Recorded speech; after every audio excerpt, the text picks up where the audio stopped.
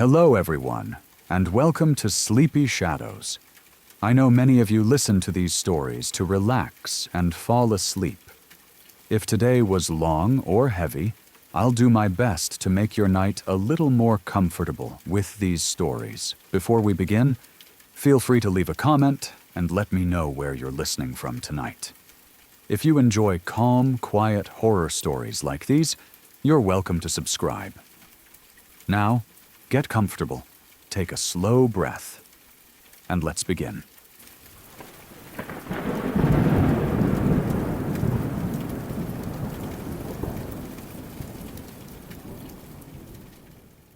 When I was about 13 or 14 years old, I lived on a farm in North Carolina.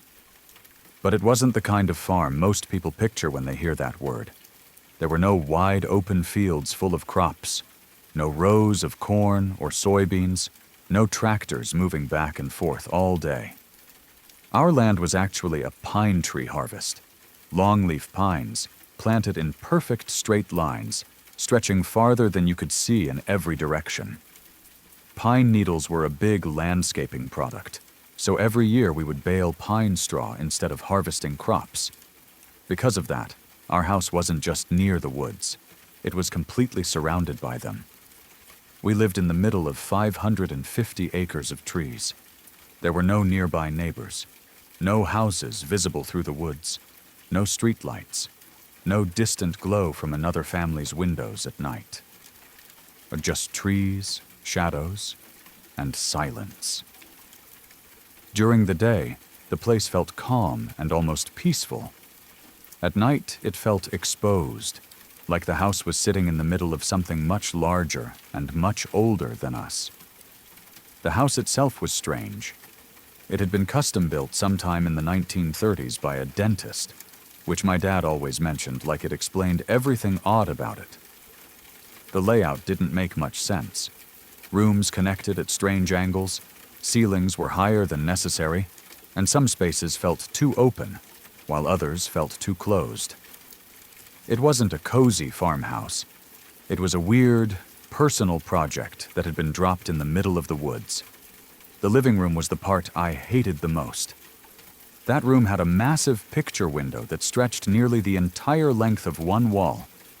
It had to be close to 50 feet long, so the house was built on a subtle hill, so the living room floor sat about 5 or 6 feet off the ground. When you stood in front of that window, you weren't just looking out at the yard. You were looking out over a solid mile of pine trees, all lined up in rows, disappearing into darkness. During the winter, that view became unsettling in a way I still have trouble explaining. We didn't get heavy snow, just enough to dust the ground. That thin layer of snow reflected moonlight, making the forest visible at night. You could see shapes moving out there, our dogs running around the property, animals passing through, shadows sliding between the trees. I hated that window. I hated how it felt like something could be watching you long before you could ever see it. I hated how, at night, your reflection disappeared and the outside took over completely. I avoided sitting in that room after dark whenever I could. The night this happened, I had a cousin staying over for the weekend. We were bored, like kids in the country usually are, and doing stupid things to pass the time. We were throwing random stuff into the fireplace to see what would happen. Pine cones, bits of paper, small scraps of wood. Nothing dangerous, just dumb curiosity. As it got later, the fire started to die down. The room grew darker and quieter. We decided to build a big fort out of couch cushions and blankets right there in the living room and sleep on the floor. We'd done it before. It felt normal, comfortable. Nothing felt wrong at first. Then we heard the dogs barking. They weren't close to the house. The sound was distant, echoing through the trees. Because the property stretched for nearly a mile, it wasn't unusual for the dogs to be far away. Usually, it meant they were chasing deer or some animal that wandered too close. I didn't think much of it. My cousin did. He was standing near the picture window, staring outside, completely silent. At first I didn't notice. Then I realized he hadn't moved or spoken in a while. That made me uneasy. I asked him what he was looking at. He didn't answer right away. He just kept staring, and finally said he felt like he was seeing things. That was enough to make my stomach drop. I joined him at the window. We stood there shoulder to shoulder, staring out into the trees. At first I didn't see anything, just rows of pine trunks, shadows between them, and moonlight reflecting off patches of snow and ice. We stood there for a few minutes, saying nothing. I kept asking him what he saw. He kept shushing me, getting more annoyed, telling me to stop talking so he could focus. And then we both saw it. A shadow moved from one tree to the next. It didn't run. It didn't jump. It didn't crawl. It walked. A brisk, deliberate walk, like someone moving with purpose. 1 second the shadow was behind a tree, the next it crossed the open space and disappeared behind another. It was far out, probably 100 yards from the house. We didn't scream. We didn't run. We just stood there, staring. There was still that tiny part of our brains telling us maybe we hadn't really seen anything. Maybe it was a trick of light. Maybe it was a branch moving. Maybe it was nothing at all. When you're a kid, your mind does anything it can to avoid believing something terrifying. So we kept watching. We should have gone to wake up my dad. But my dad was the kind of guy who believed in handling things himself. He was the type to grab his rifle, walk out onto the patio, and shout into the woods. That idea scared us more than whatever was outside. We agreed without saying it out loud that we didn't want to taunt whatever was happening. About 3 minutes later, it happened again. Another shadow. Another tree, this time closer, about 50 feet from where we'd seen the first one. Same movement, same pace, a few strides, then gone. We still didn't move. This kept happening. Every few minutes, one of the figures would appear, walk from tree to tree, and disappear again. Sometimes it was one. Sometimes it was another. We couldn't tell if there were 2 people or more. We couldn't tell if they were moving closer or circling us. The moonlight and snow made distance hard to judge. Time stretched out. Half an hour passed like that. I should mention something important. We didn't have neighbors.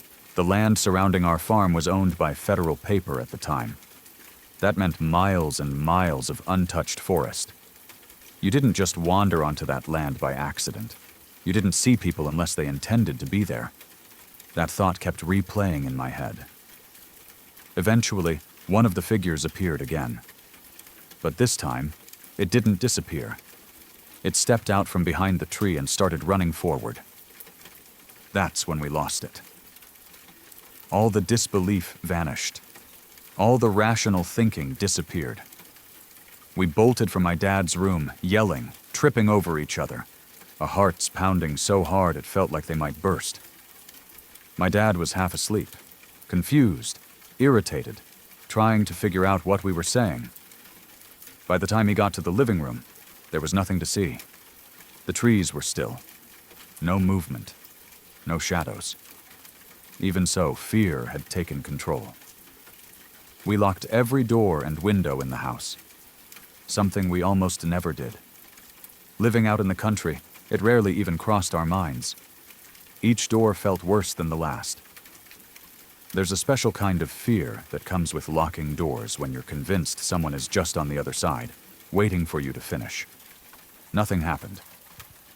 Still, we walked through the house, again and again, checking every room, every corner, making sure no one had gotten inside. Finally, we convinced my dad to sleep in the living room with us. And he lay on the couch while we stayed on the floor, staring out that massive window until exhaustion finally took over. He never called the police. That just wasn't how he was. He believed you handled your own problems. The next morning, daylight brought courage. We went outside to look. The snow told the rest of the story. There were footprints everywhere, between trees, across open ground, clear paths showing where someone had walked. And then we found the spot that made my stomach drop. Right in front of the picture window. There were footprints standing directly beneath it. Someone had been there, looking in. I realized then why I hadn't seen them when they were closest. While I was standing 7 feet up inside the living room, they would have been directly below me, completely hidden from view. That thought never left me. I never looked at that window the same way again.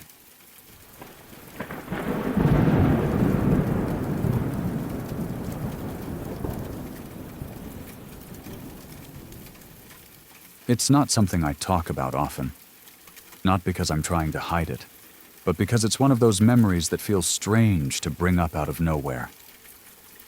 Even now, years later, it still sits somewhere deep in my chest, quiet but heavy. I was very young when it happened, maybe 7 or 8 years old enough to remember it clearly, but still young enough to believe that the world was mostly safe, especially inside my own home. That night started like any other. I went to bed in my own room, feeling tired and normal. My bedroom wasn't small. There was a wide open space in front of my bed, enough room for someone to walk in a slow circle without bumping into anything. At the time, that space never bothered me. It just felt like part of the room. I didn't think about it much. I used to sleep with the radio on every night. It helped me fall asleep. The sound of voices and music made the darkness feel less empty. Silence always made my imagination wander, so the radio was comforting. That night, the radio was on low, just loud enough for me to hear it as I drifted off. At some point in the night, I woke up suddenly. The first thing I heard was a loud banging on my window.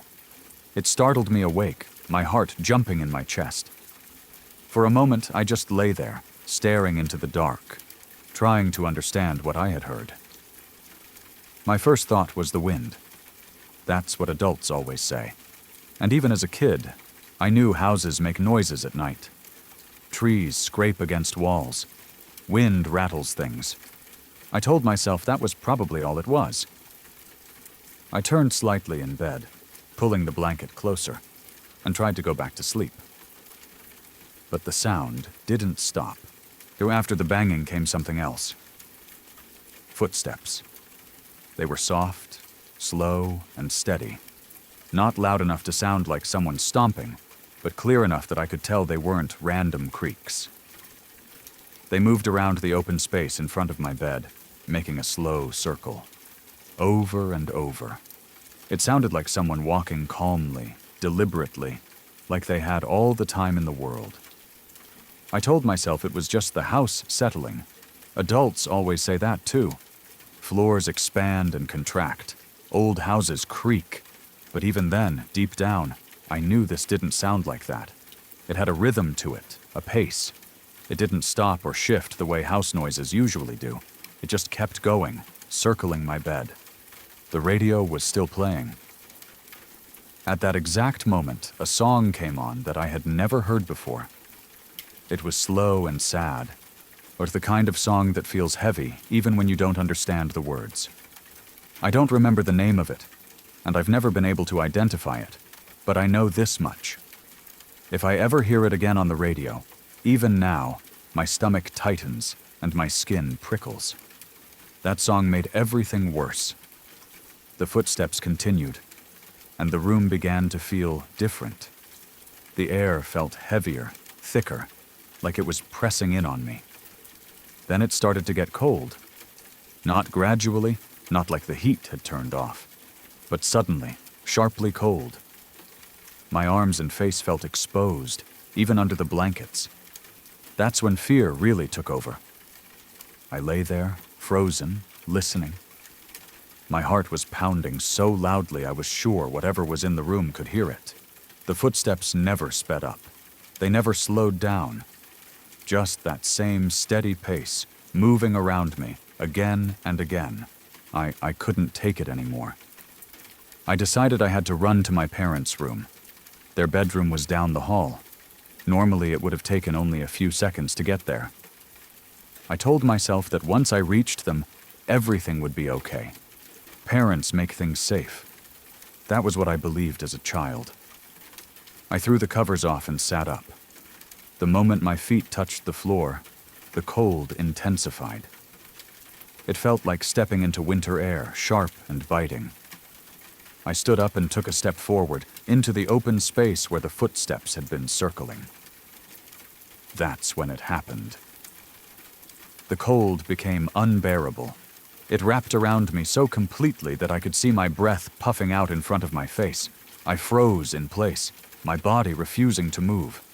My mind was screaming at me to run, but my legs wouldn't listen. Then I heard a voice. It was quiet. Calm. Close. I'm lost. Those words weren't shouted. They weren't whispered in a scary way. They sounded almost sad, almost gentle. That somehow made it worse. It didn't sound like a monster. It sounded like someone who didn't belong there. That was enough. Whatever control I had left snapped, and I bolted. I don't remember my feet hitting the floor as I ran. I don't remember turning the corner into the hallway. I only remember the overwhelming need to get away from whatever was behind me. I ran straight into my parents' room and dove under their bed without stopping. I curled up there, shaking, my whole body trembling. The darkness under the bed felt safer than my own room had. I pressed myself as close to the floor as I could, trying to make myself small. I cried silently at first, then harder, until exhaustion finally pulled me under. I fell asleep under my parents' bed. When morning came, everything felt distant and unreal. My parents found me there and asked what I was doing. I tried to explain, but the words didn't come out right. It sounded silly when I said it out loud. Banging windows, footsteps, a voice. Even I could hear how unbelievable it sounded. They told me it must have been a nightmare. I wanted to believe them. For a long time, I did believe them. As I got older, I tried to explain it away logically. Kids have vivid imaginations. Fear can make sounds seem real. Houses make noise. Maybe the cold was just my imagination. Maybe the voice was my own thoughts turning into sound. But no matter how hard I tried to rationalize it, some things never quite made sense. The footsteps had a pattern. The cold was real enough that I saw my breath. The voice was clear, distinct, and separate from my own thoughts. I'm lost. That part has never left me. Even now, as an adult, I don't like sleeping in complete silence. I need background noise. Silence makes my thoughts too loud. I don't like rooms with large open spaces near the bed. And I still remember exactly how it felt to stand in that cold air. Frozen. Hearing someone say they were lost. I don't know what it was. I don't know if it was something supernatural, something psychological, or something my young mind created to cope with fear. I don't know if there was ever really something in that room with me. All I know is that the fear was real. And sometimes, late at night, when the house is quiet and the air feels just a little colder than it should, that memory comes back to me. I remember being small and alone, standing in the middle of my room, breath fogging in the dark, hearing a voice say it didn't know where it was, and I still wonder what it was looking for.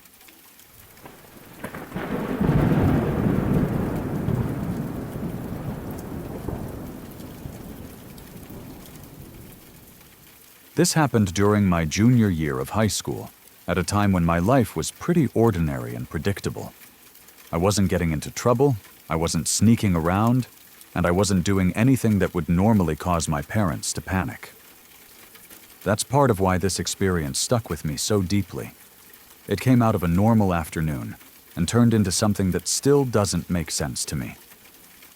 On that day, I got off the school bus a couple of stops early so I could hang out at a friend's house.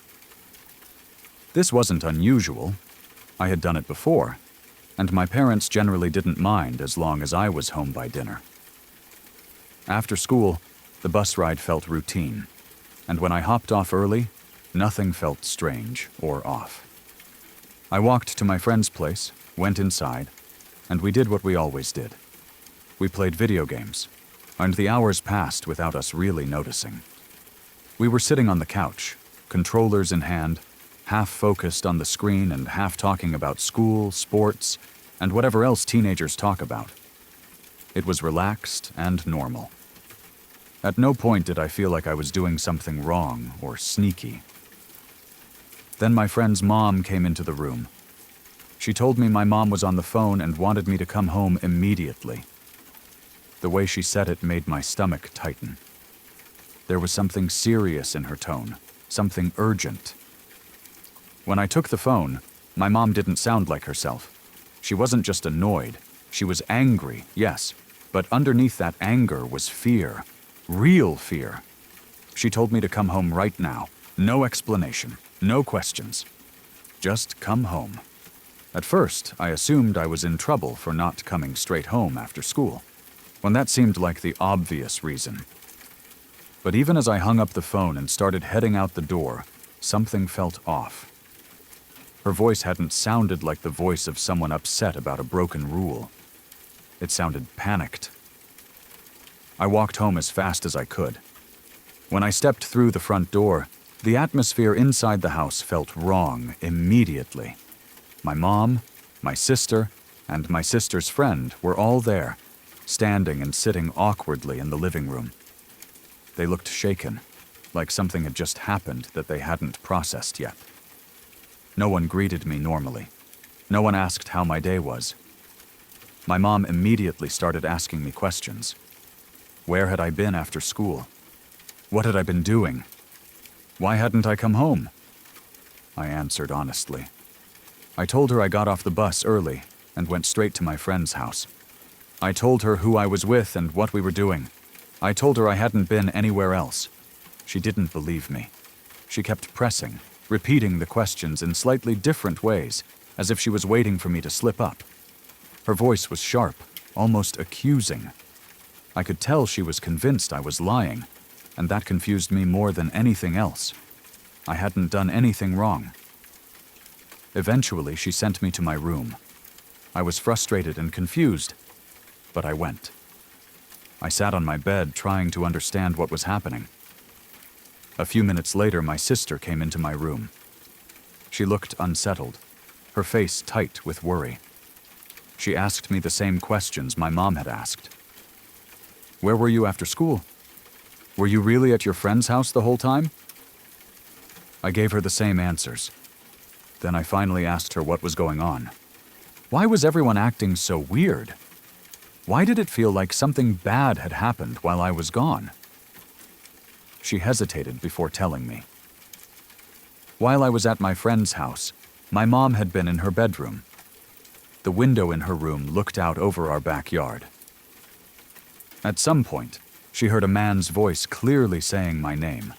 It wasn't distant, it wasn't faint. It sounded close, like someone standing just outside. Naturally, she went to the window to see what was going on. When she looked outside, she saw my sister and her friend in the backyard. But she also saw a guy with no shirt on standing behind my sister's friend, hugging her from behind. From where my mom stood, from the angle and distance, she was absolutely convinced that the guy was me. She didn't hesitate. She stormed outside, furious, ready to yell at me for being shirtless and for hugging my sister's friend. In her mind, she had caught me doing something inappropriate right there in our own backyard. But when she got outside, there was no guy. There was only my sister and her friend. They were standing exactly where she had seen the figures before, but no one else was there. No shirtless guy. No one hiding behind a tree or running away. Just the two of them, confused by my mom's sudden anger. My mom accused them of covering for me. She was convinced I had been there moments earlier and had somehow hidden or slipped away. She interrogated them, demanding to know where I was, She insisted she had heard my voice and seen me with her own eyes. They both told her the same thing. I hadn't been there. No one else had been in the yard. Worse, they hadn't seen or heard anything unusual. My mom didn't believe them.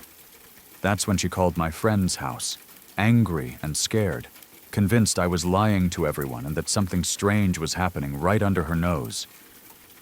When she heard that I was actually at my friend's house, sitting on a couch playing video games, it rattled her. When I walked through the front door later, alive, dressed, confused, and clearly just arriving home, it didn't erase what she had seen. She knew I hadn't been in the backyard, but she also knew she had heard a man's voice say my name. And she knew she had seen someone who looked exactly like me. The house felt wrong for the rest of the day. No one argued anymore. No one raised their voice. Everyone seemed drained, like they were replaying the moment over and over in their heads, trying to make sense of it. That's when the final piece of the story came out. My sister's friend hadn't come over that day just to hang out. She was struggling emotionally. It was the 1-year anniversary of her fiancé's suicide. She needed someone to talk to, someone to be around. My sister had invited her over so she wouldn't be alone. Her fiancé and I shared the same name. My mom had no idea about this at the time. She didn't know it was the anniversary. She didn't know about the fiancé. She didn't know his name. She had no context for grief, memory, or anything connected to that loss. All she knew was that she heard my name spoken out loud from her bedroom window, and when she looked outside, she saw a man standing behind a grieving young woman, holding her. That realization made the entire situation feel deeply unsettling. And even after everything was explained, even after logic stepped in, my mom never fully dismissed what she saw. She never tried to turn it into a ghost story or anything dramatic, but she also never laughed it off. The fear she felt was real, and it stayed with her. Years later, she still doesn't like to talk about it. And I still get uncomfortable when I think about how something that wasn't me managed to look like me, sound like me, and appear at the exact moment someone else who shared my name was being mourned. I don't know what happened that afternoon. I don't know if it was coincidence, stress, or something none of us understand. I only know that everyone involved remembers it the same way, and that whatever my mom saw and heard that day felt real enough to shake her to her core. And that's what makes it hard to forget.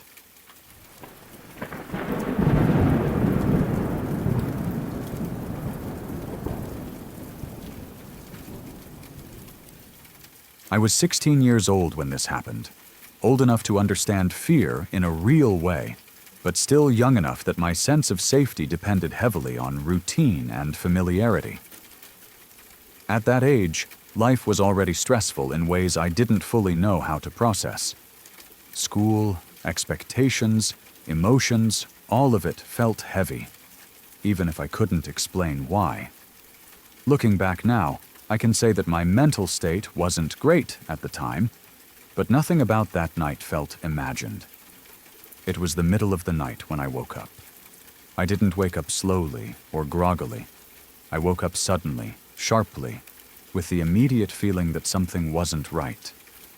The room was dark and quiet, the kind of quiet that feels too deep, like even the house itself is holding its breath. For a moment, I stayed still, listening, or trying to understand why my body had pulled me out of sleep so abruptly. That's when I noticed movement in my doorway. After doing laundry, I liked to hang my clothes to dry along the doorframe. Shirts, pants, hoodies, all draped neatly on hangers so that they formed a kind of fabric curtain across the doorway. It was something I did all the time, and I knew exactly how those clothes should look when they were completely still. They weren't still. The fabric was shifting, being pushed aside slowly, deliberately, as if someone were standing there and parting it with their hands. At first, my mind tried to find a simple explanation, maybe a draft. maybe someone walking past the door. But the movement was too controlled for that. Too intentional. As my eyes adjusted to the darkness, I saw legs behind the clothes. They were gray and veiny, the skin stretched tight and unhealthy looking. They didn't look human in the way I understood human bodies to look. They were too thin, too wrong. My heart started pounding as I tried to process what I was seeing. Then I saw something move through the hanging clothes. At first, it didn't register as fingers. They looked like long, pointed sticks, pale and sharp, sliding between the fabric. They moved slowly, carefully, as if whatever was behind them was exploring the space. It took a few seconds for my sleepy brain to understand that those sticks were fingers, very long fingers. As my vision cleared more, the full shape of the thing in my doorway came into focus. Standing there was one of the most grotesque beings I have ever seen in my life. It was extremely skinny, painfully so, like someone who had been starved for years. But its stomach was distended and swollen, hanging forward in a way that didn't match the rest of its body. The skin covering it was gray and veiny, almost translucent in places. Those long fingers belonged to hands that looked fragile and sharp at the same time. Its chin was elongated, stretching downward unnaturally. Its eyes were huge, far too large for its face, and there were no eyelids. They stared wide open, unblinking, locked directly onto me. Its mouth was tiny, puckered, and constantly moving in a repetitive motion, like it was sucking on an imaginary lollipop. That detail, for some reason, disturbed me more than anything else. Its back was hunched, curved sharply forward, and it looked like it had torn its way out of the clothing it wore. It was dressed in something that looked like a hospital gown, thin and pale. It ripped open around the shoulders and back where its body pushed against the fabric. It didn't move toward me. It didn't speak. It just stared. For a few seconds, I couldn't even breathe. My body felt frozen, locked in place by fear. I was fully awake, completely aware, and completely helpless. The thing in the doorway didn't seem aggressive in the way you expect monsters to be aggressive. It seemed more surprised, like it hadn't expected me to see it. I tried to scream. My grandmother was staying in the same room with me that weekend, sleeping just a few feet away. I tried to call out to her, but my voice wouldn't work. What came out was barely a sound, like air being pushed through a closed throat. I reached over and started shaking her arm, still staring at the thing in the doorway. It never broke eye contact. As I shook my grandmother, I started noticing more details. The shape of its head was wrong, almost cone-like at the top. It was completely hairless, no eyebrows, no lashes, no hair anywhere on its body. Its skin looked shriveled in some places and stretched in others, like it didn't quite fit over the bones beneath it. The longer it stood there, the more certain I became that it knew I was watching it, and that it didn't like that. Finally, my grandmother stirred. She made a small sound and opened her eyes. As she woke up, she followed my gaze toward the doorway. The moment she looked in that direction, the thing was gone. There was no movement, no sound of footsteps, no rustling of clothes. 1 second it was there, and the next the doorway was empty, my clothes hanging still like nothing had touched them. My grandmother sat up fully then, confused, asking what was wrong. I don't remember exactly what I said, only that I was crying and shaking and pointing at the doorway, trying to explain through panic what I had just seen. She turned on the light, and the room looked normal. Too normal. Nothing was there. In the weeks leading up to that night, strange things had already been happening in my house. My bedroom door would slam shut on its own, sometimes hard enough to rattle the frame. More than once, it locked itself from the inside while I was asleep. I would wake up trapped in my own room, unable to open the door until someone came to help me. My parents tried to explain it away as old locks or drafts, but it never felt accidental. One night, I woke up to what felt like several hands touching my feet and legs. It wasn't gentle. It wasn't comforting. It felt invasive and wrong. I kicked and thrashed until the feeling stopped. That night, I had horrible nightmares, vivid and disturbing in ways I still don't like to think about. At the time, I tried to convince myself it was stress. Teenagers have nightmares. Hormones mess with your mind. Houses make noise. That's what I told myself. After the night with the gray man, I couldn't dismiss it anymore. I told my parents everything.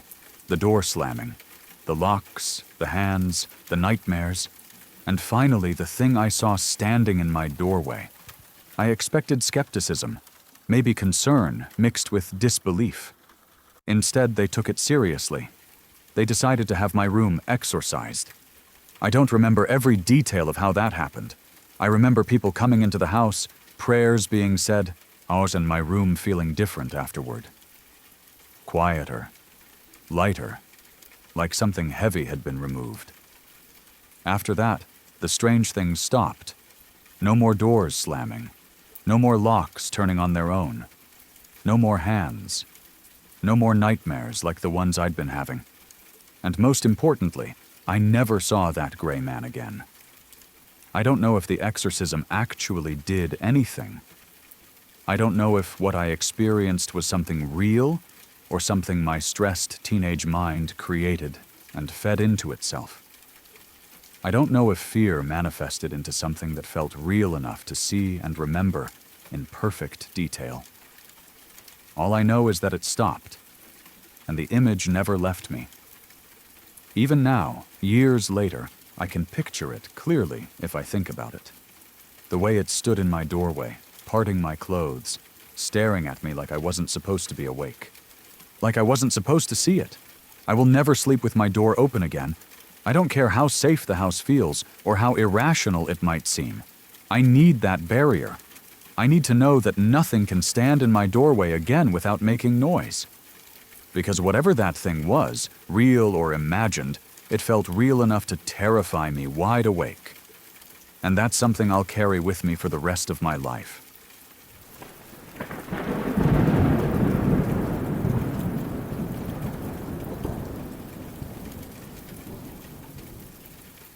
I was 13 years old when this happened, and it was already a strange and emotional time in my life.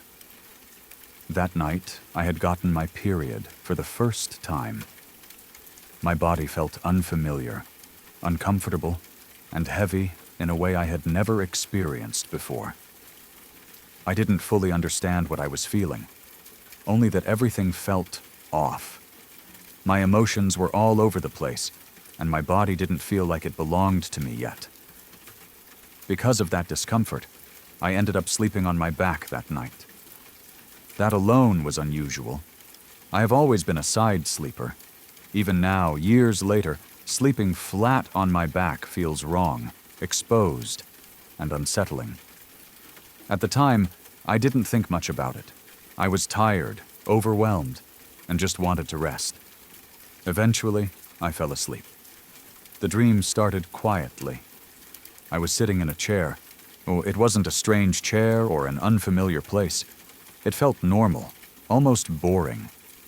I remember leaning back slightly, balancing the chair on its back legs like people sometimes do without thinking. At first it felt harmless. Then the chair kept leaning. It tilted farther than it should have, and I realized I couldn't stop it. The floor disappeared. I felt myself falling backward, slowly at first, then endlessly. There was no sense of hitting the ground, no sudden drop, just an infinite drifting downward into darkness. It felt like eternity. The fear wasn't sharp or sudden. It was deep and sinking, like realizing there is nothing to hold on to anymore. That fear jolted me awake. I snapped into consciousness with my heart racing, my body tense, and my breath caught in my throat. I was immediately aware that I was awake. I could feel the bed beneath me, the air in the room, the darkness around me. But before I could move or even fully breathe, I realized something was very wrong. There was something directly above my face. At first, all I could see was a shape blocking my view of the ceiling. It was so close that it filled my entire vision. As my eyes focused, the shape became clearer. A face hovered inches from mine. It was hooded, framed by darkness, and the face itself was white and flat, almost oval-shaped. It looked strangely smooth, almost featureless, like a mask stretched into the shape of a human face. It didn't look solid in the way real people do. It looked oddly two-dimensional, like it didn't quite belong in the real world. Its eyes were large, glassy, and oval, staring straight into mine. They didn't blink. They didn't move, because they reflected a faint light, but there was no warmth in them at all. Its mouth was thin and tight, the lips quivering slightly as if restrained by anger.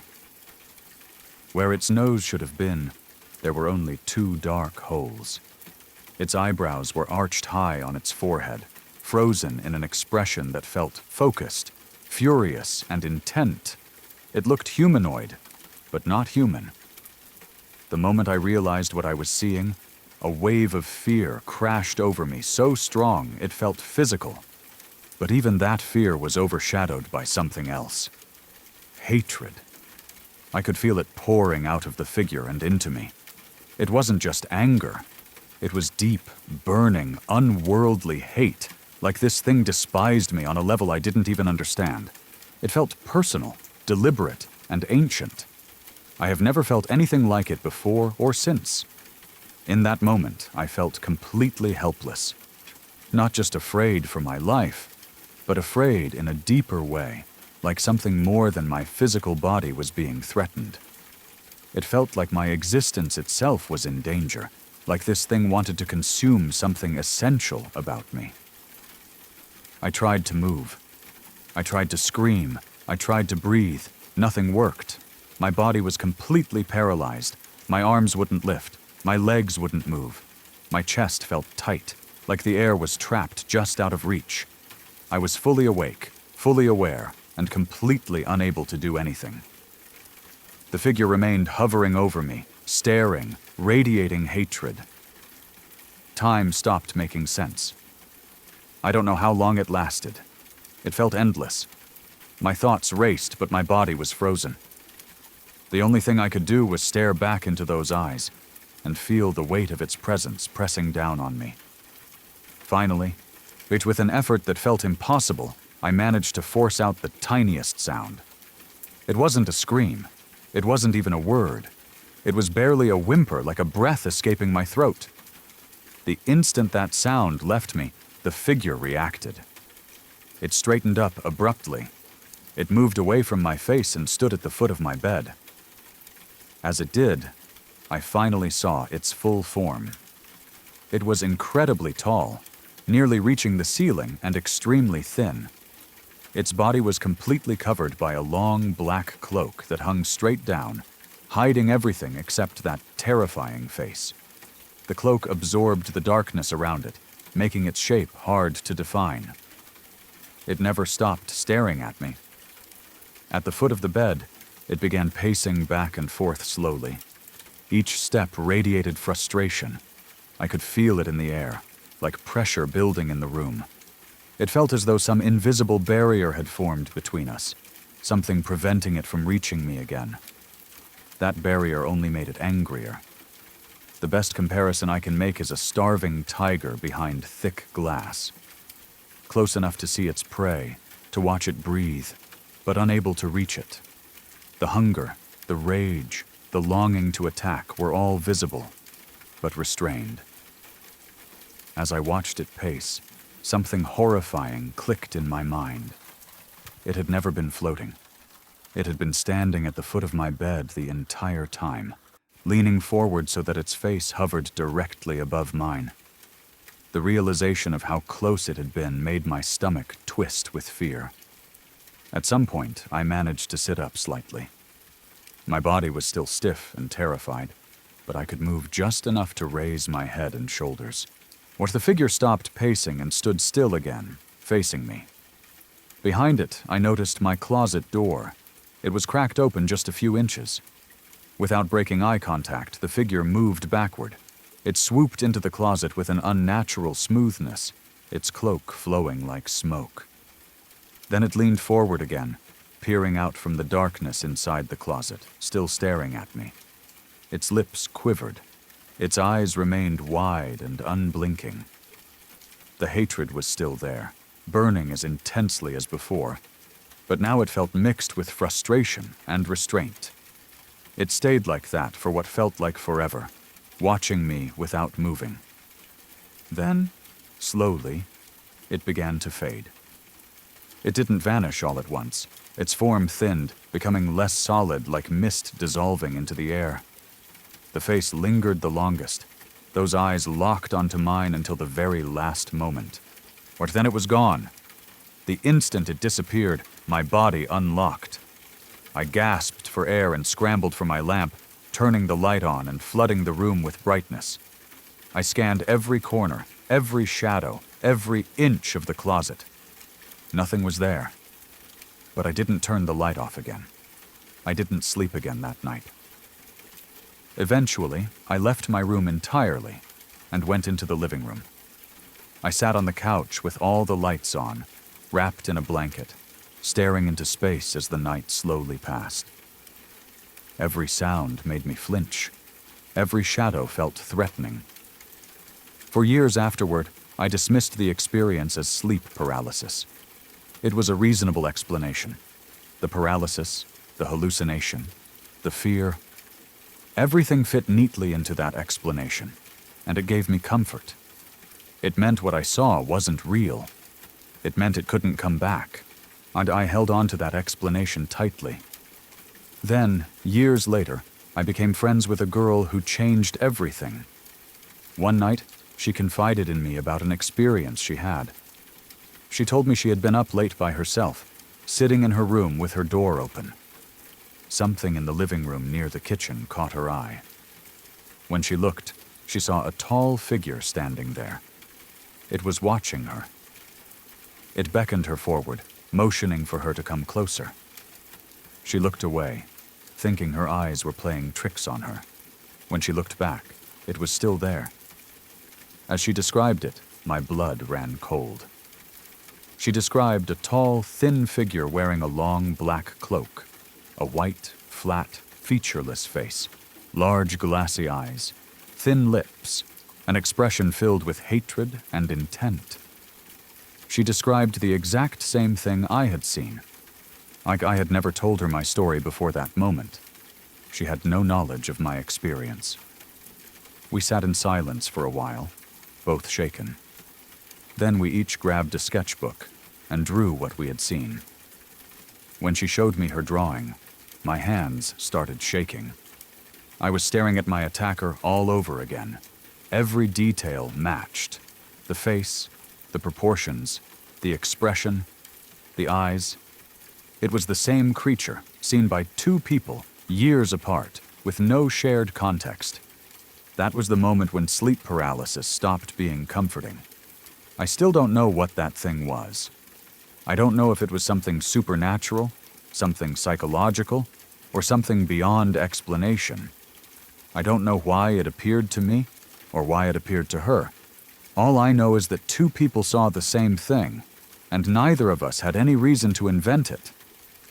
To this day, I never sleep with my closet door open, and I will never forget the feeling of being looked at with that much hate, or the certainty that whatever that thing was, it knew exactly what it was doing.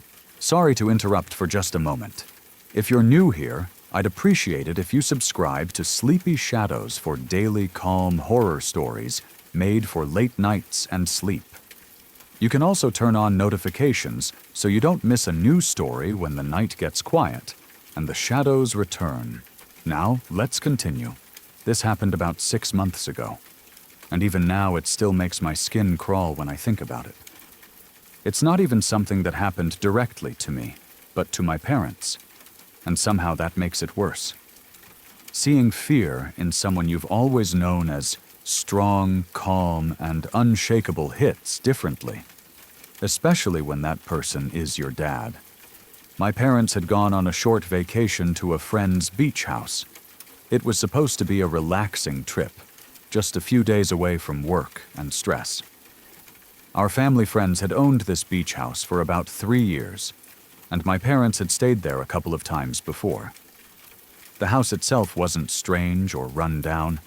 It was nice, clean, and well-maintained, the kind of place you'd expect near the coast. But there was always something odd about the house next door. Our friends had mentioned it casually before, almost like an interesting piece of gossip. In the 3 years they had owned their beach house, the house next door had gone through 5 different owners. People would move in, stay a short time, then sell and leave. No one ever stayed long. No one ever talked about why. It was just one of those strange facts that stuck in the back of your mind, but didn't seem important at the time. Then, about 3 weeks before my parents' trip, the last owner of that neighboring house committed suicide. No one knew much about him. He kept to himself. He didn't socialize with the neighbors. And no one knew why he did it. There were no notes, no clear explanation. Just a quiet, unsettling end that left the house empty again. My parents didn't think much about it when they arrived, or they got there in the evening, unloaded their bags, and settled in. The first part of the night was completely normal. They talked, relaxed, and enjoyed the sound of the ocean nearby. Nothing felt off. Nothing felt wrong. It wasn't until they were getting ready for bed that things changed. My dad suddenly noticed a strong smell of gas. At first, he thought he might be imagining it. Sometimes beach houses have odd smells, especially if they've been closed up for a while. But the smell didn't fade. It got stronger, enough that it couldn't be ignored. He checked around the house and quickly realized the pilot light had gone out. That alone was unsettling. Gas is one of those things you don't take chances with. My dad didn't hesitate. He told my mom what was happening and went outside to shut off the gas at the main line. It was late, dark, and quiet. The kind of quiet you get near the ocean at night when everything feels still. The moment he stepped outside, something felt wrong. He told me later that he couldn't explain it logically. The air felt colder. He got chills immediately, even though the temperature wasn't particularly low.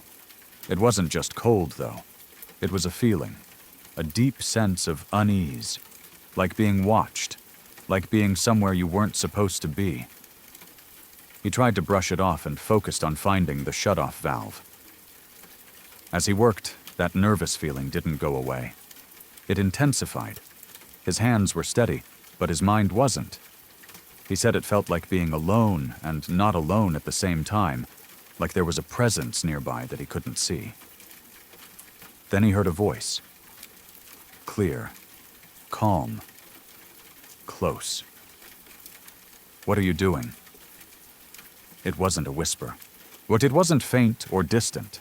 It sounded like someone standing just a few feet away from him, speaking in a normal, conversational tone.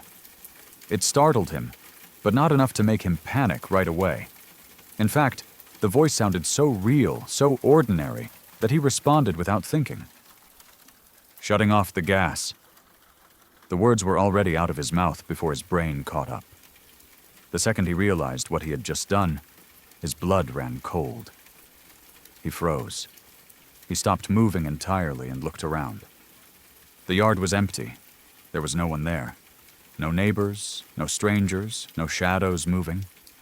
Nothing. His first thought was that it must have been my mom. Maybe she had come outside without him noticing. That made sense, at least at first. But as the realization settled in, that explanation started to fall apart. He rushed back inside, heart pounding, adrenaline kicking in hard now. My mom was in the bathroom, brushing her teeth. She hadn't been outside. She hadn't spoken to him. She hadn't even known he was done shutting off the gas yet. That's when fear really set in. My dad told me he couldn't sleep at all that night. He lay awake, replaying the moment over and over in his head. The voice. The way it sounded so natural.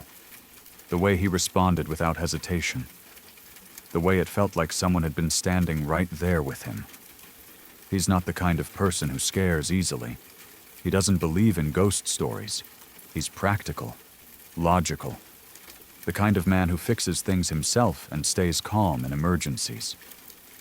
But that night broke something in him. At around 3 a.m, they decided to leave.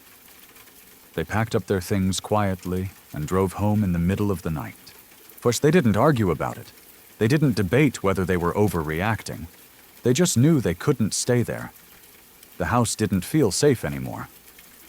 Later, they told our friends what had happened. The reaction was immediate. Our friends looked absolutely mortified. They exchanged looks, then told my parents something they hadn't mentioned before.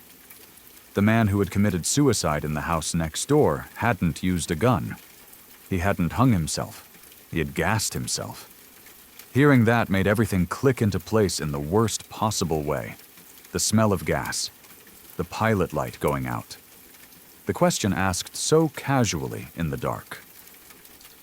"What are you doing?" As if someone were confused. As if someone were watching.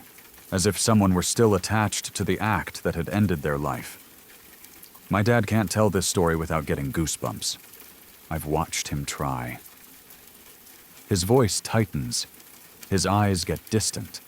His arms break out in chills even when the room is warm. I have never seen my dad genuinely scared before this. Not like that.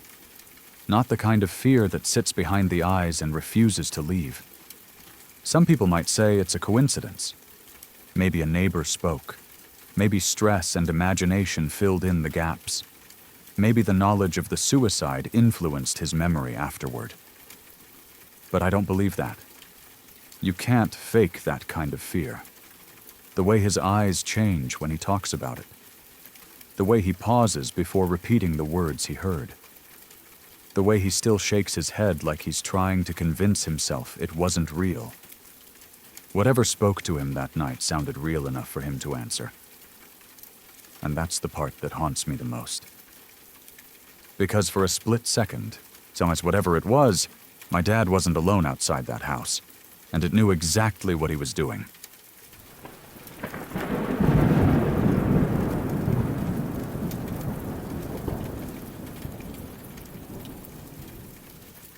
I was in high school when this happened, old enough to be home alone at night, but still young enough that the house didn't feel entirely safe once it got dark. That evening was completely ordinary.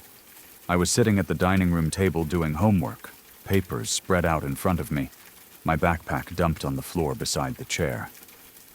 The house was quiet in the way it usually was at night. Not silent, but settled. The low hum of the refrigerator, the faint ticking of a clock somewhere in the background. Nothing out of the ordinary. From where I was sitting, I had a clear view of the front door. The front door at that time had a tall, rectangular pane of glass in it, maybe 2 feet wide and about 5 feet tall. It took up most of the center of the door. On the inside, there was a thin lace curtain covering the glass. For it didn't block much light or visibility, but it softened whatever you were looking at. Like everything beyond it was slightly blurred. Outside the front door was a small porch, and beyond that was complete darkness. The porch light wasn't on. I wasn't really paying attention to the door at first. I was focused on my homework, half listening to the quiet sounds of the house. Then I heard something. It was faint, but it caught my attention immediately.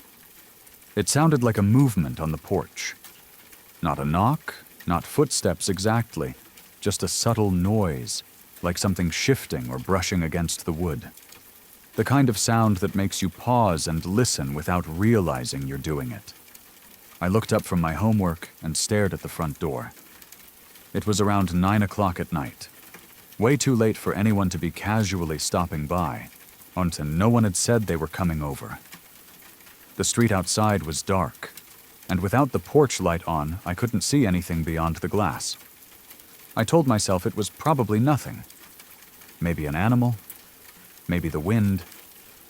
Then I saw the screen door move. The screen door began to open, slowly. I didn't hear it creak or squeak. It didn't slam or jerk open. It moved carefully, inch by inch, until it stood open. I remember feeling a cold wave wash over me as I watched it. My body reacted before my mind fully understood what I was seeing. Someone was on the porch, or at least something was. I stared at the doorway, barely breathing. Through the lace curtain, I could see darkness. No clear shape, no face, no movement, just the open screen door and whatever was beyond it. If someone was standing there, they were either completely still or dressed entirely in black. There was nothing to distinguish a human figure from the night itself. I didn't move. I didn't call out. I didn't get up from the table. I was frozen in my chair, my eyes locked on the door, waiting for something else to happen. Seconds stretched out in a way that felt unnatural. I don't know exactly how long the door stayed open, but it felt like much longer than it should have. Long enough for me to think through every possibility and dismiss none of them. If someone was there, why weren't they knocking? If it was just the wind, why did it open so slowly and evenly? If it was an animal, why did it stop and stay open? I remember thinking that if someone wanted to break in, they would have done it already. That thought didn't make me feel better. It made things worse. It suggested hesitation, observation, intention. Then, just as slowly as it had opened, the screen door began to close. It didn't snap shut. It didn't swing freely. It was guided. The door moved inward at a controlled pace, smooth and deliberate, until it was fully closed again. Whoever or whatever was responsible didn't let it slam. They didn't rush. They closed it carefully, quietly, like they were trying not to make any sound at all. That detail is what has stayed with me the most. If it had been the wind, the door would have moved differently. If it had been an animal, it wouldn't have cared about noise. But this felt intentional. Someone was making sure the door didn't give them away. After that, nothing happened. I don't remember hearing footsteps, but that doesn't mean they weren't there. My heart was pounding so hard that it felt like it filled my ears. I couldn't tell what sounds were real and what were just my own body reacting. It's possible whoever was there realized I was watching and decided to leave quietly. It's possible they never intended to come inside at all. I sat there for a long time after the door closed. I didn't move. I didn't go check the porch. I didn't turn on the porch light. I stayed exactly where I was, staring at the door, waiting for it to happen again. Every shadow outside felt heavier. Every small noise in the house made me flinch. Eventually, I convinced myself that nothing else was going to happen. I finished my homework as quickly as I could, though I don't remember much of what I actually wrote. My hands were shaky, and I kept glancing up at the door every few seconds. That night, so I locked my bedroom door. I don't know how long it took for my heartbeat to return to normal. Even after I got into bed, I lay there replaying the moment over and over in my head. The slow opening of the door, the empty darkness, the careful closing. I tried to come up with explanations that made sense, but none of them fully fit. If someone had been trying to scare me, they succeeded without ever showing themselves. If someone had been casing the house, they knew I was there. If it had been nothing at all, then my mind had created a moment of fear so real that it still feels sharp years later. I never told anyone right away. Part of me was embarrassed. Another part of me didn't want to hear it explained away too easily. I didn't want to be told it was just my imagination, because what I saw felt too precise for that. Even now, when I think about it, the memory makes my stomach tighten. It wasn't a dramatic event. There was no confrontation, no chase, no resolution, just a quiet, deliberate action that suggested awareness. Someone was there. Someone chose not to make themselves known. And sometimes, that feels worse than if they had. To this day, I still think about how carefully that screen door was closed.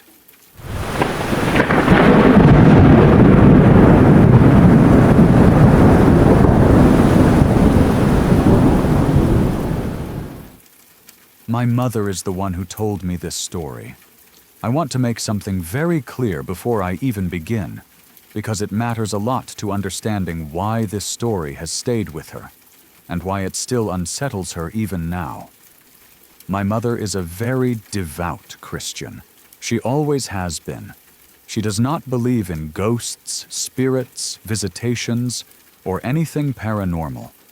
She doesn't watch horror movies. She doesn't enjoy scary stories. She believes that when people die, that's it. Their soul goes where it's meant to go, and there is no wandering around afterward. So when she tells this story, she doesn't tell it lightly. She doesn't tell it with excitement or mystery. She tells it with discomfort, confusion, and a quiet seriousness that makes you understand she truly doesn't know what to make of it. This is something she experienced directly, or something she was present for. And to this day, she has no explanation for it.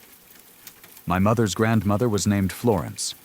By the time my mother was old enough to remember her clearly, Florence was already very elderly and suffering badly from dementia. Not the mild forgetfulness that people sometimes joke about, but the kind that slowly erases a person's grip on reality. Some days she was lucid, some days she wasn't. And some days, she existed in a world that didn't fully overlap with the one everyone else lived in. One of the clearest signs of this was what happened when Florence's dog died. The dog's name was Fluffy, and Florence adored that dog. When Fluffy passed away, the family did what they thought was the kindest thing they could do. They had the dog cremated and placed the ashes in an urn on the mantel in Florence's living room. But the idea was that this would comfort her, that she would feel like Fluffy was still close by. What they didn't expect was how literally Florence would take it. When my mother would come to visit her grandmother, Florence would insist that my mom greet Fluffy. Not by talking to the urn, not by acknowledging it politely. Florence would actually take the urn, shake it slightly, and tell my mom to say hello to Fluffy properly. She genuinely believed her dog was still present, still aware, still something that could be interacted with. The family chalked it up to dementia. It was sad, but it wasn't frightening. It was just another sign that Florence's mind was slipping, that her sense of time and death and permanence had become confused. Florence had several children. One of them was my mother's Aunt Lucy. Lucy was Florence's daughter, and from everything my mother ever said, Lucy was a kind woman. She was close with her siblings and tried her best to help take care of Florence as her mental state declined. She visited often. She helped with appointments. She made sure her mother was looked after. Then Lucy died suddenly. Her death was unexpected and shocking. One moment she was alive and part of the family's daily life, and the next she was gone. I don't know the exact details of how she died, but I do know it wasn't something anyone had time to prepare for. It hit the family hard. When the siblings gathered to make arrangements, one of the hardest decisions they faced was whether or not to tell Florence right away. Florence's dementia had progressed to the point where upsetting news could cause extreme distress, confusion, panic, emotional breakdowns. What the doctors had warned the family to be careful with anything that might shock her.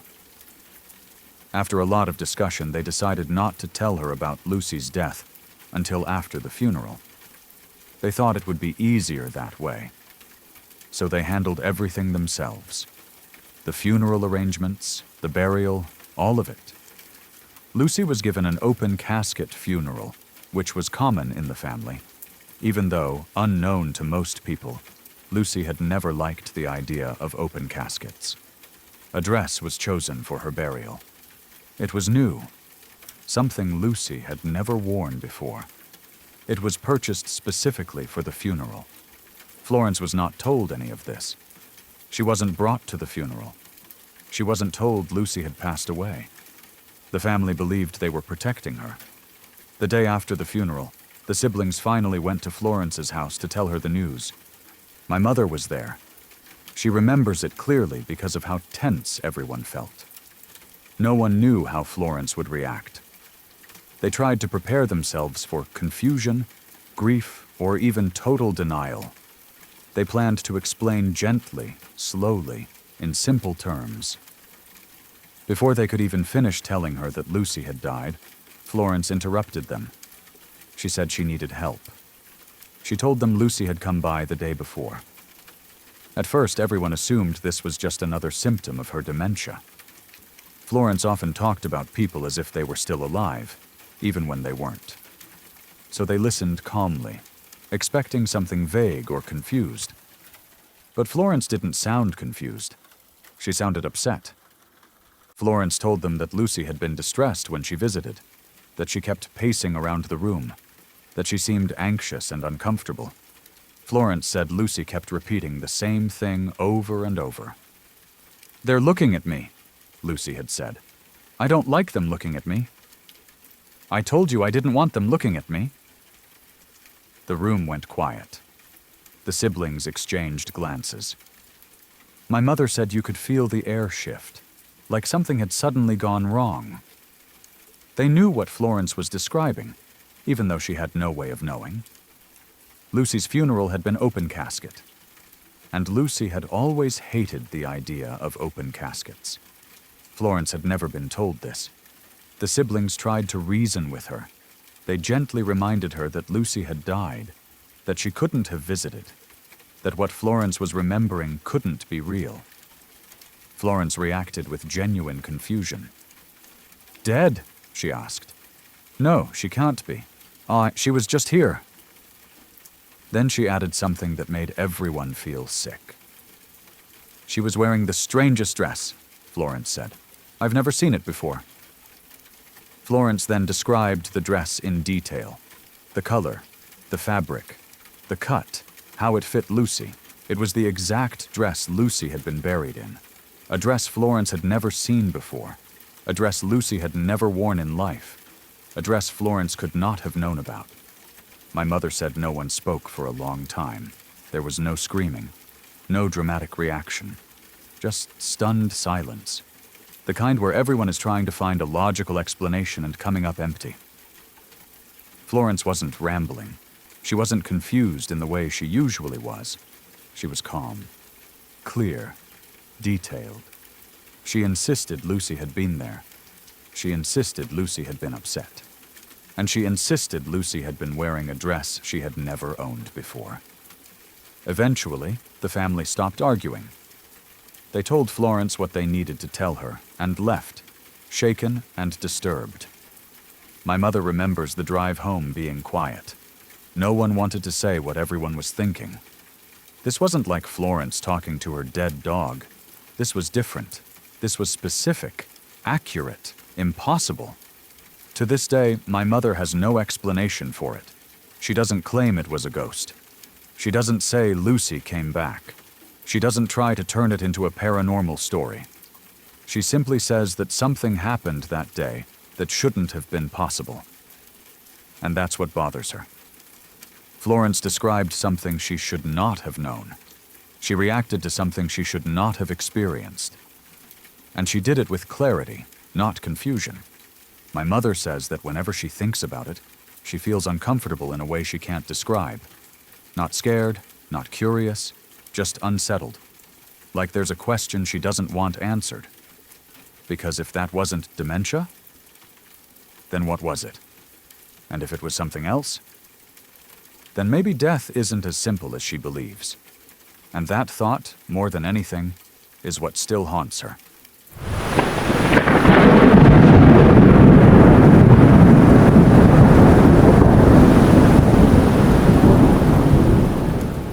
I was living in an apartment in Oslo that, from the very beginning, felt wrong in a way I couldn't easily explain.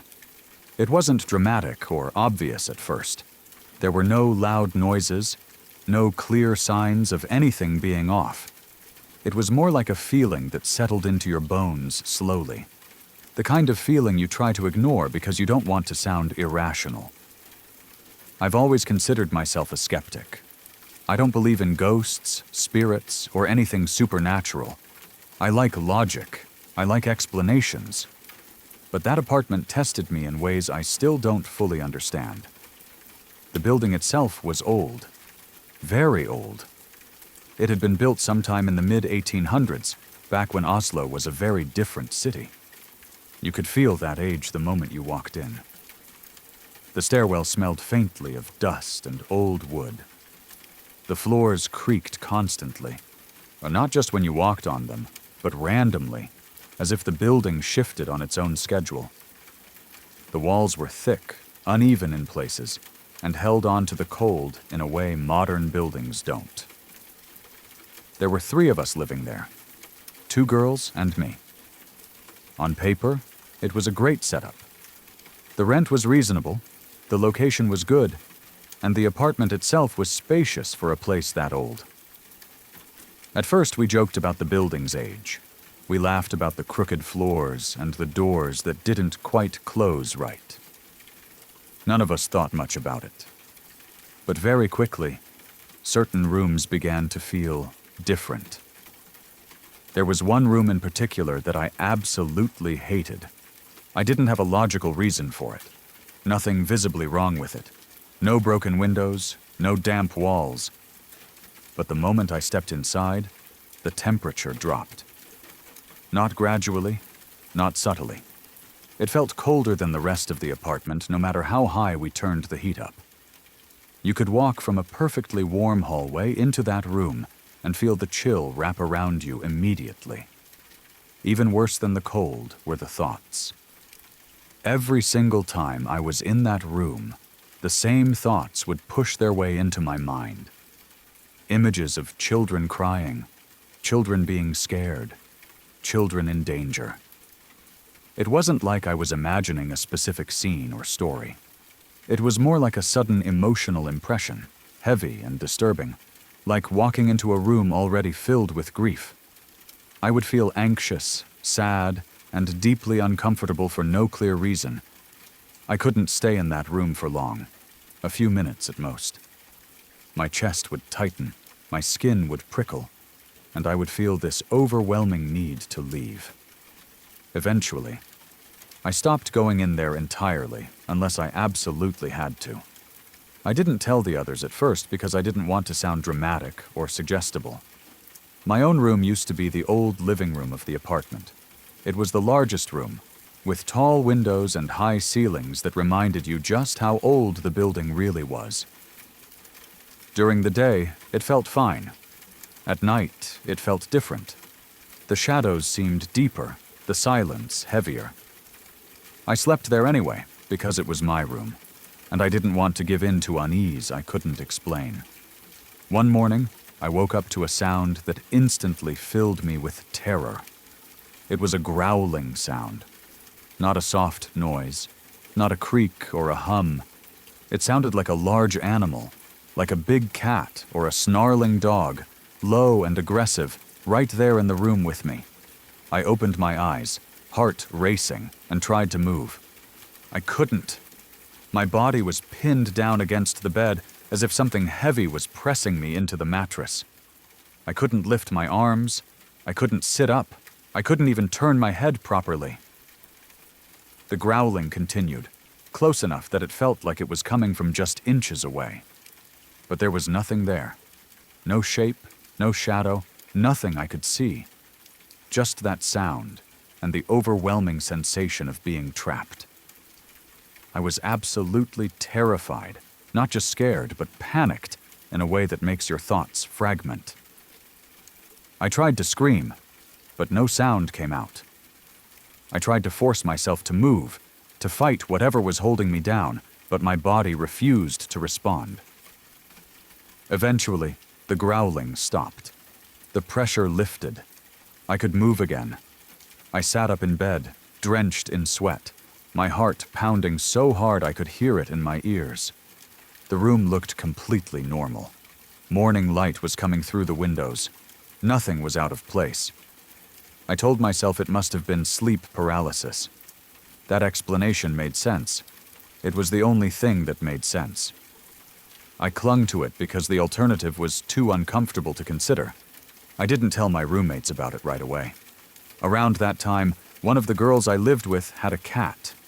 It was young, only about a year old. Healthy, playful, full of energy. There had been no signs of illness. One evening, we were all just hanging out in the apartment, talking casually, doing our own things. Then we heard the cat. It was making a horrible sound. A sound I had never heard an animal make before. It wasn't a meow or a cry.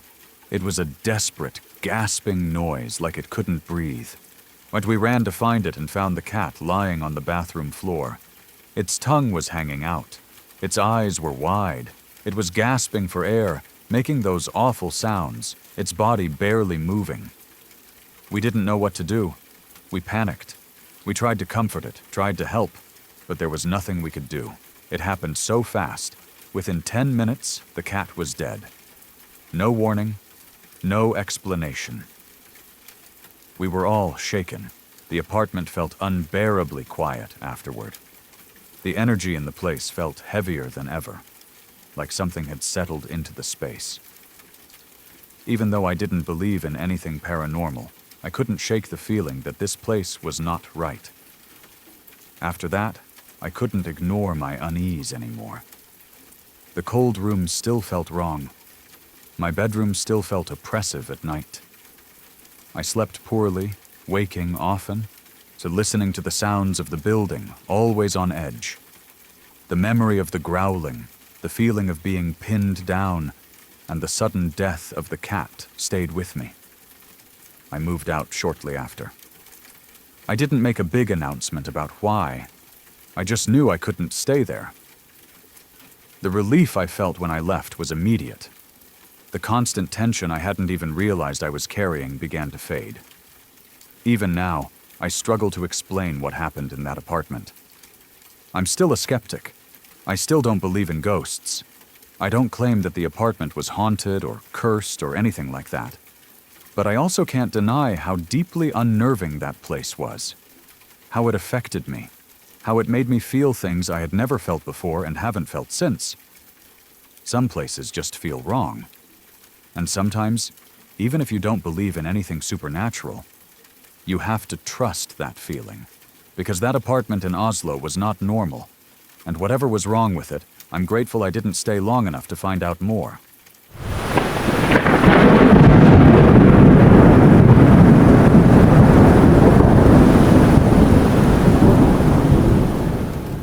When I was a kid, my bedtime was strict. 8 o'clock meant 8 o'clock, no matter what. It didn't matter if people were still awake, laughing, or watching TV. If it was bedtime, I was expected to be in my room, in bed, with the lights off. I remember hating that rule, mostly because it meant going to sleep while everyone else was still enjoying the evening. That night was no different. I was already in my bed, blankets pulled up, staring out through my open bedroom door into the hallway. The hallway light was on, and from where I lay, I could see the soft glow spilling across the floor and onto my wall. From the kitchen, I could hear my family laughing and talking. The sound made me feel both comforted and left out at the same time. I wanted to be out there with them, but instead, I was alone in the dark. To pass the time, I started playing a little game with myself. I squinted my eyes and watched the hallway light stretch and blur.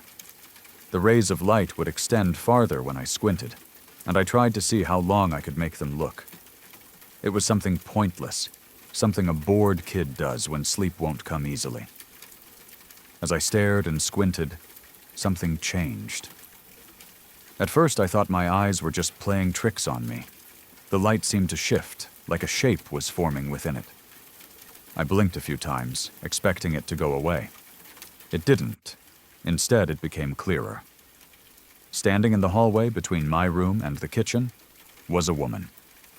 She wasn't solid like a normal person. She looked translucent, like you could almost see through her, but not completely. Her form was soft around the edges, like she didn't quite belong in the space she occupied. She looked old, elderly even, with long, curly yellow hair that fell down around her shoulders. She was wearing a purple dress covered in flowers. I remember that detail very clearly. The color wasn't faded or dull. It stood out against the dim hallway light. The flowers were visible, like the kind you'd see on a dress worn to church or a family gathering, not something someone would wear at night in a hallway. She was staring directly at me. Her face is what I remember the most. She was smiling, but not in a normal way. Her smile was enormous, too large for her face. It stretched unnaturally wide, like it took up half of her face. It didn't look friendly. It didn't look warm. It looked fixed, frozen, and wrong. I know how this sounds.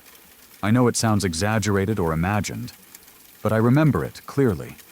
I remember the way my stomach dropped, the way my heart started pounding so hard it felt like it was trying to escape my chest. I tried to scream. Nothing came out.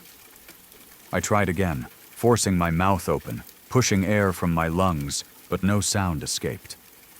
It was like my voice had been taken away from me.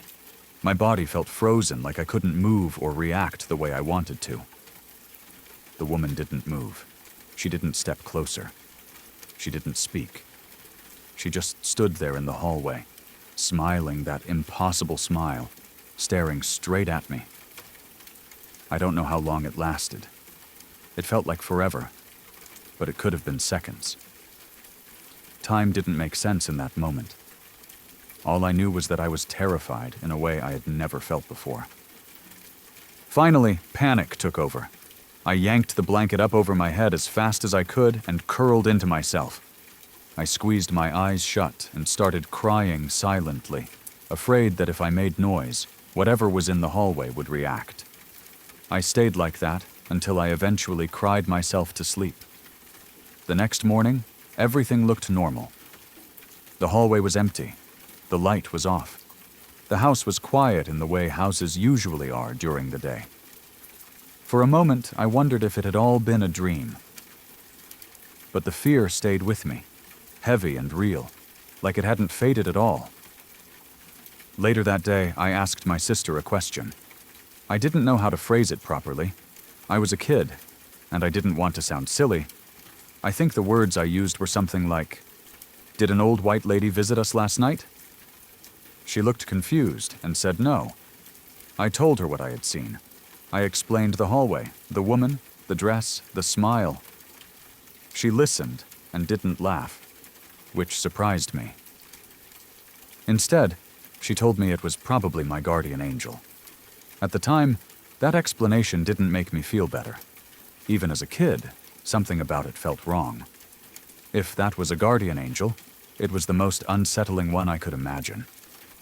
The idea that something meant to protect me would stand in my hallway smiling like that didn't sit right with me. As I got older, the memory didn't fade. If anything, it became sharper.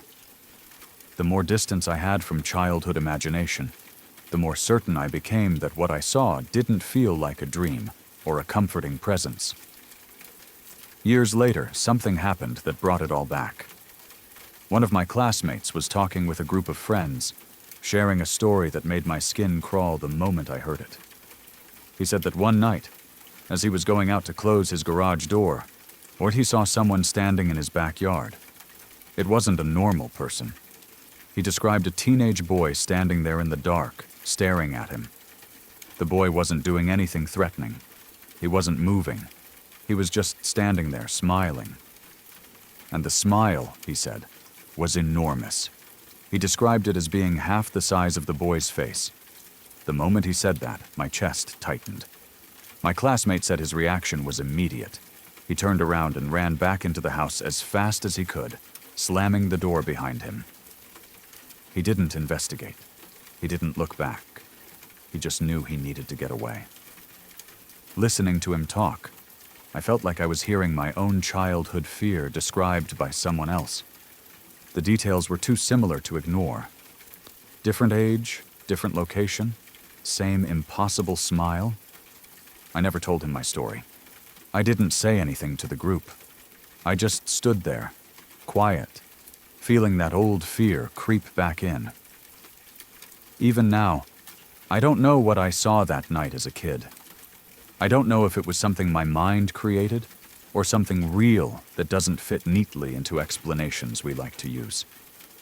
I don't know why the image of that smile has stayed with me for so many years. All I know is that it didn't feel friendly. It didn't feel protective.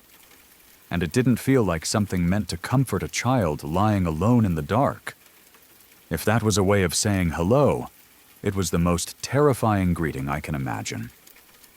And I don't think I'll ever forget it.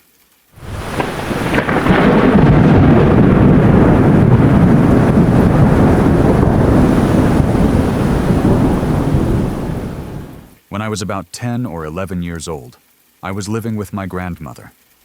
It wasn't a temporary visit or a weekend stay. That house was my home at the time, and I knew every sound it made, every creak in the floors, every way the walls seemed to settle at night. It was an older house, not ancient, but old enough to have its own personality. During the day, it felt safe and ordinary. At night, it sometimes felt different, though I couldn't have explained why back then. My bedroom was small, but it felt even smaller because of how the furniture was arranged. My bed was pushed into the corner of the room, with the long side pressed against the wall, and the head of the bed positioned right next to the window. There wasn't much space to move around, but it worked. I slept with my head close to the wall, and usually faced that direction when I slept, turned toward the wall and the window. The window itself was strange. It wasn't a standard size like you see in most rooms. It was taller and narrower, and for whatever reason, it didn't have blinds. Only curtains. The curtains weren't thick blackout curtains either. They were the kind that hung loosely, more decorative than practical. Because of how they were mounted, there was always a small gap at one side of the window. That gap mattered. If someone were standing outside at just the right angle, they could see into my room. And if I were lying in bed and looked toward that gap, I could see out. It wasn't something I thought about often, but I was aware of it. As a kid, I didn't dwell on the idea of someone watching. Thus, it was just a weird feature of the room. That night, I was lying in bed trying to fall asleep. The house was quiet in the way houses get quiet late at night. The television murmured faintly in the living room, where my grandmother was watching the 10 o'clock news. I could hear the voices, but I couldn't make out the words. It was background noise, comforting in a way. Knowing she was awake made me feel safer. I was lying on my side, facing the wall, my back towards the rest of the room. My eyes were open, but my body was relaxed, drifting toward sleep. At some point, without really thinking about it, I shifted my eyes toward the window. That's when I saw it. There was something standing outside my window, looking directly at me. At first, my brain refused to process what I was seeing. It was just a shape, a dark silhouette against the faint glow of the night outside. But even in that split second, before fear fully set in, I knew something was wrong. The shape didn't look like a person in the way people are supposed to look. The head was too large. The body was too thin. The posture was wrong. It was bent forward, hunched slightly, like it was leaning in to peer through the gap in the curtains. The proportions didn't feel natural, and that feeling hit me immediately, deep in my gut. I couldn't see any facial features, no eyes or mouth, just the outline of a head and shoulders. But I knew it was looking at me. I froze. My heart started pounding so hard that I was sure it could hear it. My breath became shallow, and I was suddenly very aware of how exposed I felt, It lying there in bed with nothing between me and whatever was outside that window. I didn't scream. I didn't move. Every instinct in my body told me to pretend I was asleep.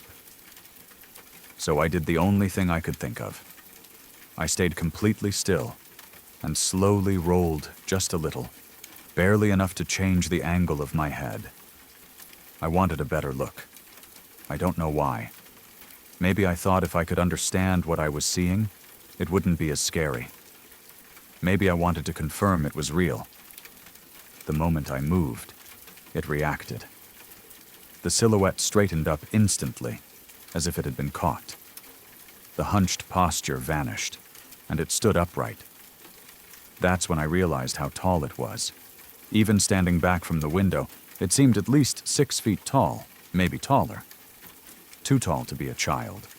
Too tall to make sense in that position. And then it ran. Not walked. Not stepped away calmly. It ran. It moved fast, disappearing from the window in a split second. I didn't hear footsteps. I didn't hear leaves crunching or branches snapping. Just sudden absence. That's when panic fully took over. I jumped out of bed and bolted out of my room, not even bothering to put on shoes or grab anything. I ran straight into the living room, where my grandmother was sitting on the couch watching the news.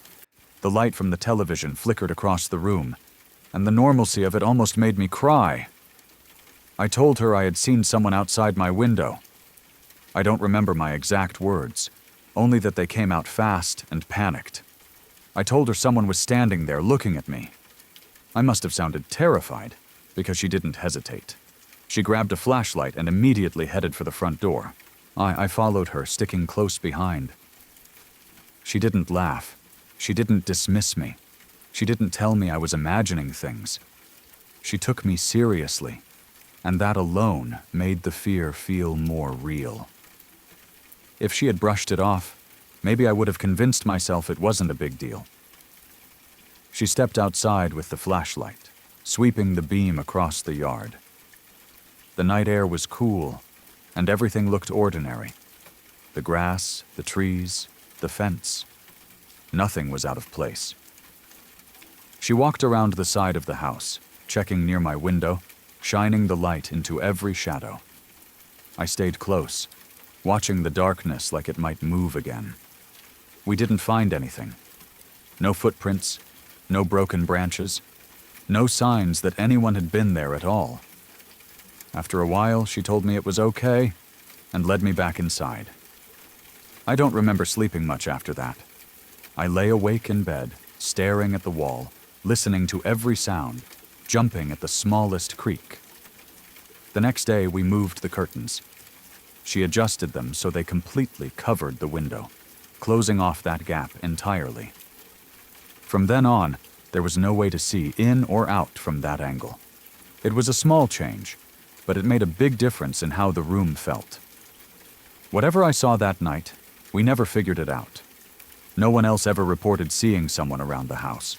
There were no break-ins in the area, no explanation that neatly fit what happened.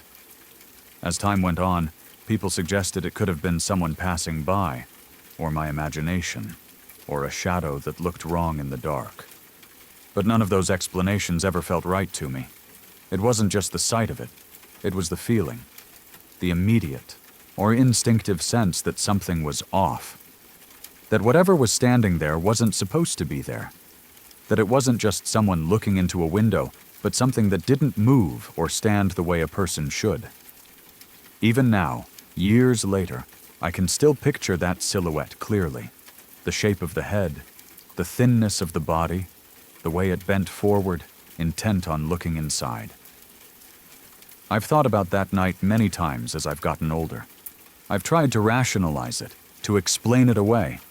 But the truth is, there are moments in childhood that stick with you because they don't make sense, and because they don't lose their power with time. That was one of them. We never saw it again. And honestly, I'm grateful for that. If you're still here, it means these stories didn't just fade away, they stayed with you. Each one was shared to feel real, quiet, and close. Moments that could happen to anyone. Moments where something felt wrong, or nearly did. If you'd like to keep listening to stories that linger long after they're told, consider subscribing to Sleepy Shadows. There are more waiting in the dark, and not all of them disappear by morning. Good night.